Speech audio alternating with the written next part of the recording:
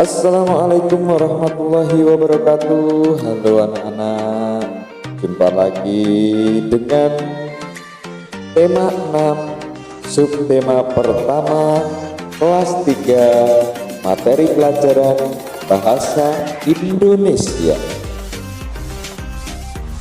Dalam pertemuan kali ini kita akan membahas tentang menggali informasi dari teks.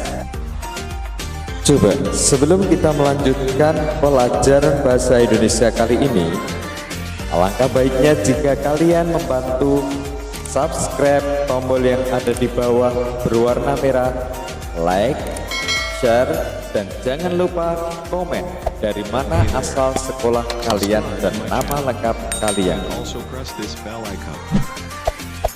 Sekarang kita mencoba menggali informasi dari teks. Coba kalian mengamati keadaan tubuh kalian sebelum dan sesudah sarapan. Setelah sarapan, tubuhmu akan menjadi lebih berenergi dari keadaan sebelumnya.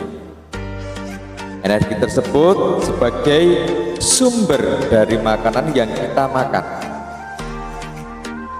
Apa saja sumber energi yang dibutuhkan tubuh kita selain yang bersumber dari makanan? Yuk kita temukan informasi sumber energi lainnya dengan membaca teks di bawah ini. Sumber energi matahari. Segala sesuatu yang dapat menghasilkan energi disebut sumber energi. Manusia membutuhkan sumber energi untuk melakukan aktivitas sehari-hari. Sumber energi yang dibutuhkan manusia diantaranya udara, air, makanan, dan sinar matahari. Energi matahari sangat diperlukan oleh manusia. Sinar matahari dibutuhkan manusia untuk menghangatkan tubuh, menguatkan tulang, dan mengeringkan pakaian. Energi cahaya matahari dapat digunakan untuk menerangi bumi pada siang hari. Sedangkan energi panas matahari digunakan untuk mengeringkan bahan makanan dan bahan kerajinan dari tanah liat.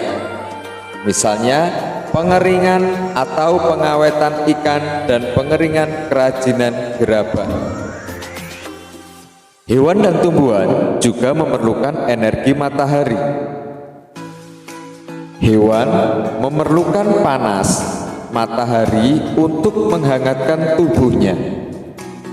Tumbuhan memerlukan cahaya matahari untuk melakukan fotosintesis. Hasil proses fotosintesis tumbuhan adalah makanan dan oksigen. Makanan dan oksigen bermanfaat untuk mencukupi kebutuhan hidup manusia. Saat ini pembangkit listrik sudah memanfaatkan energi matahari. Pembangkit listrik yang mengubah energi matahari menjadi energi listrik adalah pembangkit listrik tenaga surya atau disingkat PLTS. Pembangkit listrik ini tidak mencemari lingkungan atau bersifat ramah lingkungan. Dari informasi-informasi yang tercantum dalam teks, cara kalian menemukan informasi tersebut adalah kalian harus membaca teks dengan seksama.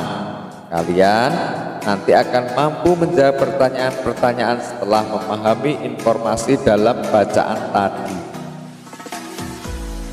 Sekarang coba kalian kerjakan soal dari bacaan tadi. Jika sudah selesai, kita akan melanjutkan tentang bermain menyusun huruf. Jika kalian sudah selesai mengerjakan tugasnya, sekarang kita lanjutkan untuk bermain menyusun huruf. Ingat, huruf dapat disusun membentuk kata. Kosakata adalah kumpulan kata. terdapat banyak kosakata yang ada hubungannya dengan sumber energi. Yuk, kenali kosakata tentang sumber energi dengan bermain menyusun huruf. Contohnya, lihat contoh seperti ini. A, N, A, M, K, N, A. Coba, ini dibaca apa? Makanan. Mudah sekali bukan? Jika kalian sudah bisa, sekarang tugas kalian coba kerjakan soal berikut ini. Menyusun huruf menjadi kata yang berkaitan dengan sumber energi. Selamat mengerjakan.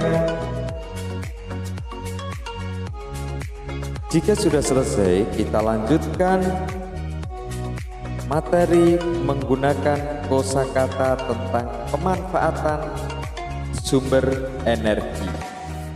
Coba kalian dengarkan. Di antara angin dan air, manakah yang merupakan sumber energi?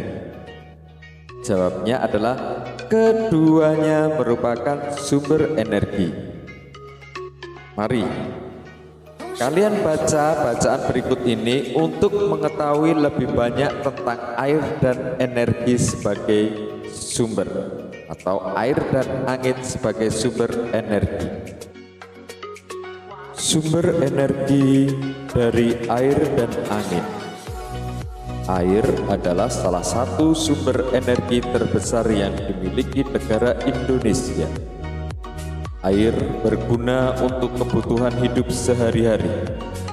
Sifat air yaitu mengalir dari tempat tinggi ke tempat yang lebih rendah.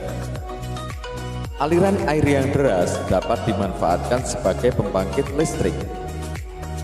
Menampung air dalam bendungan adalah langkah awal pemanfaatan air untuk menghasilkan energi listrik. Setelah ditampung, air dalam bendungan dialirkan untuk menghasilkan energi listrik. Energi kinetik air menggerakkan kincir air. Kincir yang berputar akan menggerakkan generator listrik. Generator listrik inilah yang menghasilkan energi listrik. Bendungan yang dimanfaatkan untuk menghasilkan energi listrik disebut pembangkit listrik tenaga air atau PLTA. Salah satu pembangkit listrik tenaga air atau PLTA, negara Indonesia juga memiliki pembangkit listrik tenaga bayu atau PLTB. Pembangkit listrik tenaga bayu memanfaatkan energi angin. Angin dapat menggerakkan kincir. Kincir angin dapat menggerakkan generator listrik. Lalu generator listrik akan menghasilkan energi listrik. Bagaimana? Sudah paham dengan sumber energi dari air dan listrik? Jika kalian sudah paham, sekarang coba kalian kerjakan soal di bawah ini dengan menemukan kata yang berkaitan dengan sumber energi pada bacaan tadi.